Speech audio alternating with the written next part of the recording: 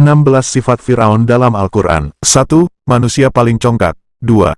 Melampaui batas. 3. Selalu meremehkan rakyat. 4. Memecah belah rakyat. 5. Tidak mau mendengar pendapat lain. 6. Menjauhkan rakyat dari kebenaran. 7. Menjaga kekuasaan dengan segala cara. 8. Anti-reformasi. 9. Reformis harus disiksa. 10. Memperbudak manusia. 11. Melakukan kerusakan di bumi Allah. 12. Menutup telinga dari nasihat. 13. Mengalihkan isu. 14. Mempunyai penyihir, dukun. 15. Mengaku Tuhan. 16. Mengaku Tuhan yang paling tinggi.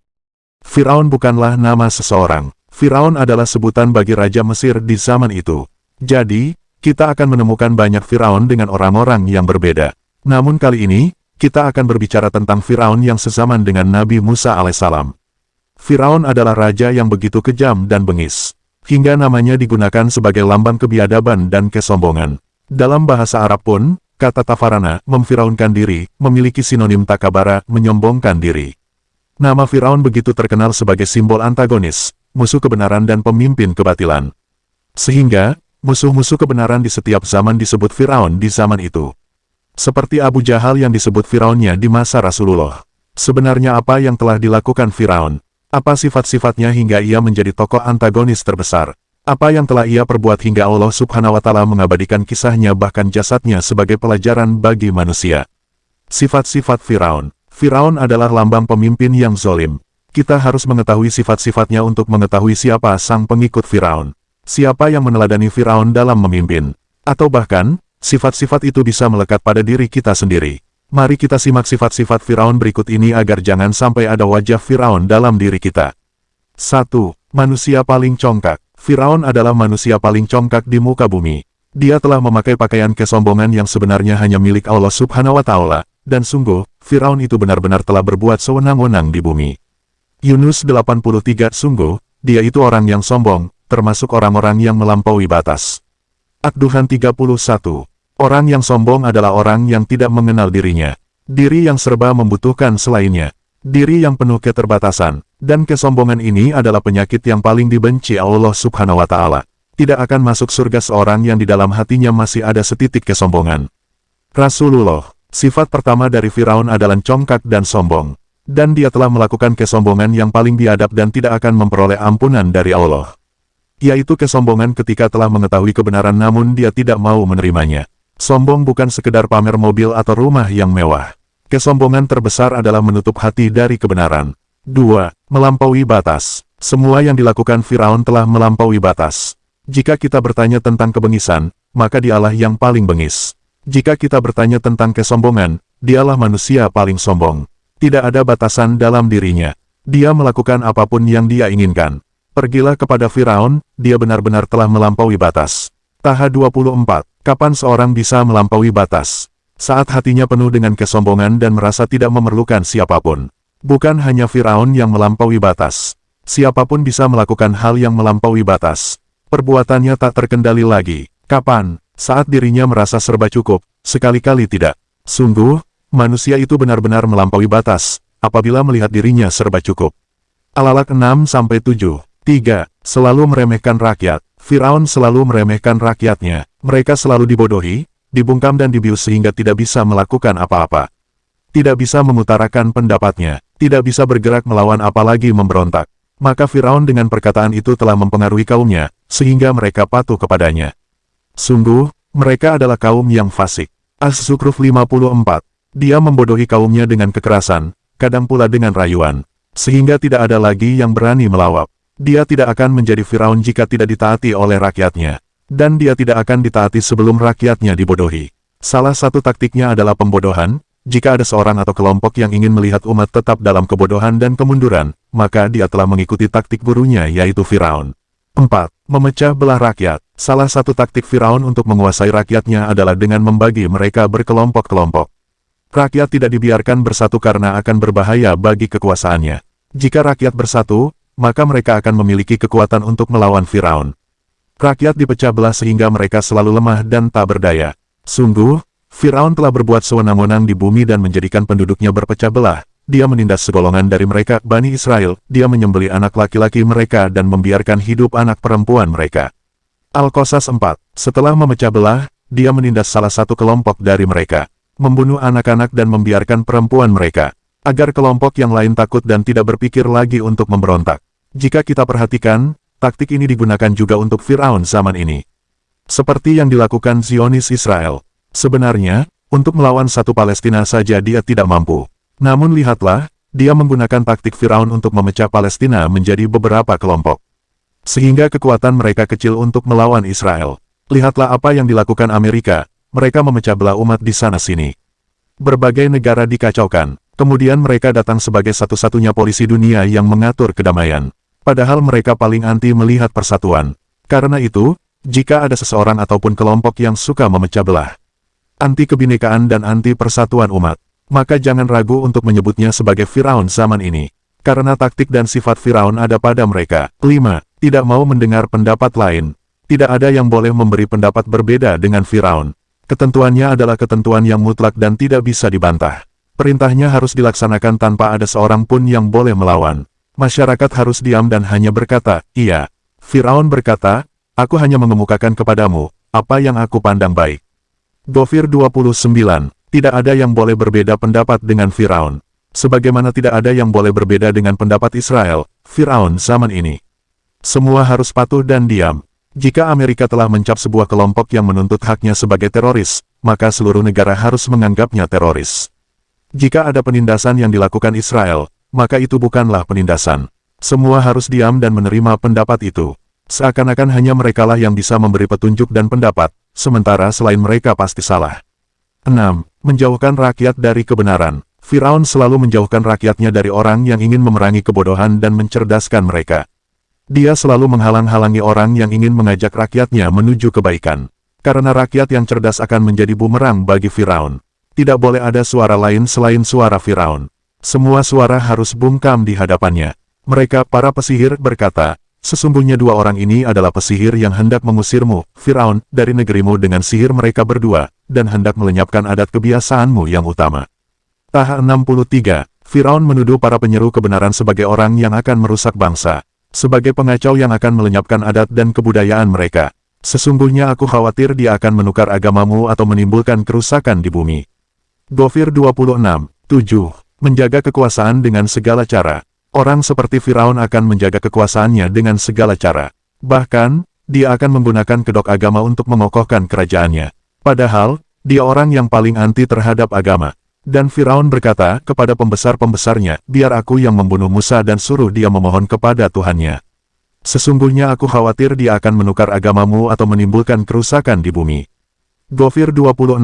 8. Anti-reformasi. Firaun tidak mau melihat ada reformasi di masyarakat. Dengan segala cara dia lakukan agar jangan sampai ada rakyatnya yang sadar. Dia begitu khawatir, jika rakyatnya yang bodoh ini akan mengikuti kebenaran dan menggulingkan penguasa zalim. Mereka berkata, apakah engkau datang kepada kami untuk memalingkan kami dari apa kepercayaan yang kami dapati nenek moyang kami mengerjakannya, menyembah berhala, dan agar kamu berdua mempunyai kekuasaan di bumi, negeri Mesir. Kami tidak akan mempercayai kamu berdua. Yunus 78. Mereka takut kekuasaannya akan direbut oleh Musa dan Harun. 9. Reformis harus disiksa. Seorang yang datang ingin membawa perubahan, mencerdaskan masyarakat dan mengajak mereka menuju kebaikan harus disiksa sebagai pelajaran bagi yang lain. Dia, Firaun, berkata, mengapa kamu beriman kepada Musa sebelum aku memberi izin kepadamu? Sesungguhnya dia pemimpinmu yang mengajarkan sihir kepadamu. Nanti kamu pasti akan tahu akibat perbuatanmu. Pasti akan kupotong tangan dan kakimu bersilang dan sungguh, akan kusalib kamu semuanya. Asy'ara 49. Kali ini dia tidak hanya melarang dengan perkataan, dia mulai menggunakan kekerasan dan siksaan. 10. Memperbudak manusia. Firaun menganggap selain dirinya adalah budak. Dia merampas kebebasan rakyatnya. Semua harus diam, tidak boleh ada yang menuntut bahkan hanya sekedar untuk memberi saran. Semua adalah budak yang tidak memiliki hak bahkan atas diri mereka sendiri. Semua ada di tangan Firaun. Maka mereka berkata, apakah pantas kita percaya kepada dua orang manusia seperti kita, padahal kaum mereka, Bani Israel, adalah orang-orang yang menghambakan diri kepada kita. Al-Mu'minun 47. 11. Melakukan kerusakan di bumi Allah. Menciptakan kerusakan di bumi Allah tidak bisa dilakukan sendirian. Setidaknya harus ada 3 penopang yang membuat kekuasaan zalim ini masih terus berjalan. Kebejatan itu harus memiliki pemimpin. Pemimpin zolim itu telah digambarkan secara utuh oleh Firaun. Namun pemimpin itu harus ditopang oleh orang ahli yang menghabiskan hidupnya untuk menjilat kepada penguasa. Dan posisi ini ditempati oleh Haman, menteri Firaun. Tak cukup itu, kekuasaan harus ditopang oleh dana yang dimiliki orang-orang kaya. Dengan hartanya dia mendekat kepada raja untuk mendapatkan keuntungan yang lebih besar dari memeras rakyat jelata. Posisi ini dijalankan oleh seorang konglomerat bernama Korun. Satu sama lain saling menopang. Setiap kerusakan di suatu tempat pasti ada 3 tipe orang ini yang saling bekerja sama. Kepada Firaun, Haman dan Karun, lalu mereka berkata, Musa itu seorang pesihir dan pendusta. Ghafir 24. Terkadang, seorang yang memiliki harta lebih berbahaya dari 2 tipe lainnya. Karena dia yang menata semua strategi. Yang berharta yang berkuasa. Karenanya, dalam ayat lain Allah dahulukan Korun dari Firaun dan Haman. Dan juga Karun, Firaun, dan Haman. Al-Ankabut 39. Kenapa mereka bisa menjadi perusak, durjana dan keji? Karena mereka memelihara sifat-sifat sebelumnya dan masyarakat juga telah dibodohi. Akhirnya mereka dapat berlaku sewenang-wenang. 12. Menutup telinga dari nasihat. Tidak ada kesempatan bagi rakyat untuk memberi nasihat pada penguasa. Apalagi bagi pengkritik, ada ancaman besar bagi mereka yang mau buka mulut di hadapan penguasa. Akibatnya, semua perbuatan jelek Firaun harus dianggap baik. Dan Firaun berkata, Wahai Haman, buatkanlah untukku sebuah bangunan yang tinggi agar aku sampai ke pintu-pintu, yaitu pintu-pintu langit, agar aku dapat melihat Tuhannya Musa, tetapi aku tetap memandangnya seorang pendusta. Dan demikianlah dijadikan terasa indah bagi Firaun perbuatan buruknya itu, dan dia tertutup dari jalan yang benar dan tipu daya Firaun itu tidak lain hanyalah membawa kerugian. Ghafir 36-37. 13. Mengalihkan isu. Salah satu taktik yang digunakan oleh Firaun di zaman Nabi Musa hingga Firaun di zaman ini adalah upaya untuk mengalihkan isu. Ketika Musa alaihissalam berbicara tentang iman kepada Allah subhanahu wa ta'ala dan mengajak masyarakat untuk mengikuti kebenaran, apa yang dilakukan Firaun? Dia menyuruh Haman selaku menterinya untuk membuat bangunan yang tinggi.